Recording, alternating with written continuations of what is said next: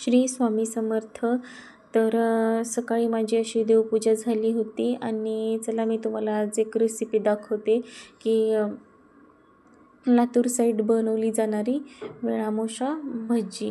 तर त्यासाठी मी स्वच्छ धुवून मेथी घेतली आणि वाटाणा, शेंगदाणे आणि हरभरा रात्री भिजत घातला होता आणि थोडा उकडून घेतला होता. तर हे आहे चिंचेचं पाणी आणि लसूण अद्रक ठेचून घेतला आणि तुरीच्या शेंगा सोलून घेतल्या.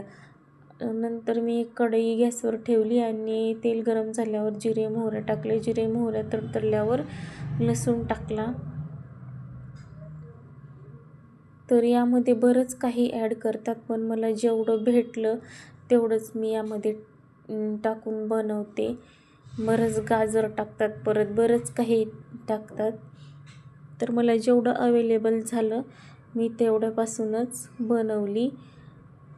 आणि लसूण अद्रक लाल झाल्यावर कांदापात टाकून घेतली.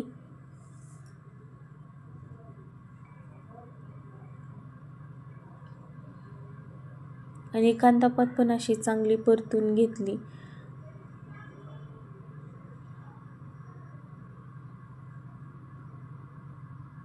नंतर टाकली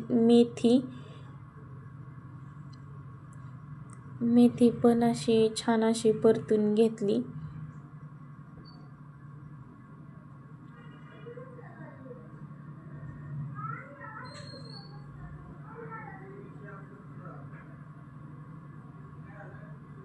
नंतर टाकलं लाल तिखट चवीनुसार. मला जास्त बनवायचं होतं त्यामुळे मी जास्तच टाकलं, तर तुमच्या आवडीनुसार कमी जास्त करू शकता.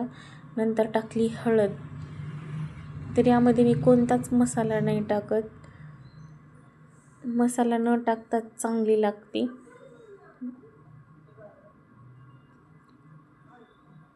आणि परतून घेतलं मी असं.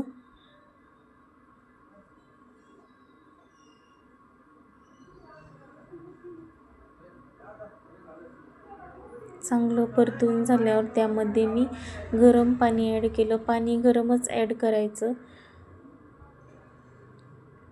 कोथिंबीर टाकून घेतली थोडीशी.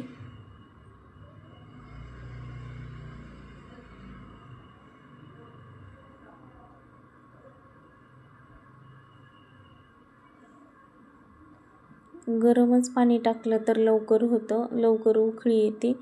आणि हे चिंचेचं पाणी पण थोडं कोमट आहे, कारण चिंच उकडून घेतली होती त्यामुळं. तर हे पण मी असं टाकून घेतलं. नंतर हे तुरीचे शेंगा आहेत. तर तुरीच्या शेंगा मी न उकडताच सोलून घेतल्या होत्या, त्यामुळं मी पाण्यात टाकल्या आणि चवीनुसार मीठ टाकून घेतलं. आणि हे बेसनचं पीठ मी पाण्यामध्ये मिक्स करून घेतलं होतं. मग असं थोडं थोडं करून मी टाकून घेतलं. तर बराच वेळ हटावं लागतं याला, नाहीतर गाठी होतात लवकर. तर मी 15-20 मिनिट हटून घेतलं होतं जवळपास. आणि हे हरभरा, शेंगदाणे आणि वाटाणा जे उकडून घेतला होता, तर असा मी पीठ हटून घेतल्यावर त्यामध्ये टाकून घेतला.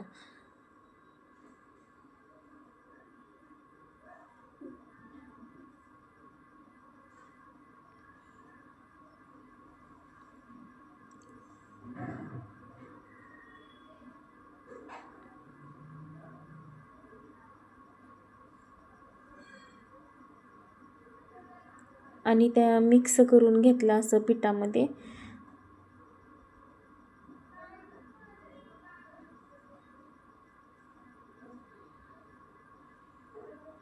आणि अर्धा 1 तास असं एकदम लो गॅस करून मी शिजून घेतला. जेवढं जास्त वेळ शिजन तेवढी खायला चांगली लागते, नाहीतर पीठ लागल्यासारखी लागते. त्यामुळं जास्त वेळ बारीक गॅस करून शिजवलं तर 2 दिवस तरी सहज राहते. तर मस्त अशी शिजली होती.